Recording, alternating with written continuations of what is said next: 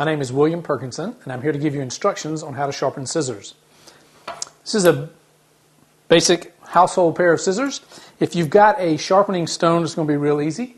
If you've got one of those handy machines from the upper-end kitchen supply stores, it just takes a couple of seconds. But I'm here to show you what to do if you're like me and just need to sharpen your scissors and don't have that type of equipment. The number one thing we want to do is clean them real good with a little bit of rubbing alcohol, because tape, the goo from the back of tape and whatnot can get on scissors and really gum them up. We want to take a soft cloth, rub the scissors really good to get that residue off there, maybe even a little rust or whatever can build up on them.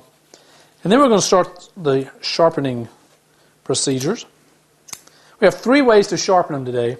One is going to be using some fine steel wool like you'd have in the kitchen. You just want to roll a little bit of it out like I have. And we're going to take the scissors and we're going to cut through it nice and slow with even pressure. And this fine steel wool is going to be honing the edges and sharpening them to a fine point. And you can do it several times, as many times as you want to, and it'll really put a fine edge on them. If you don't have steel wool, you can try sandpaper. What you want to do with the sandpaper is to fold it over like I have to where the grit is out. And we're going to cut through the sandpaper.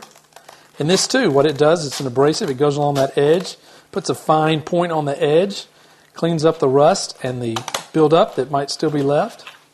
And we can do it several times to get the point. And it hones it and sharpens it. If you don't have steel wool or sandpaper, another technique we can use is aluminum foil.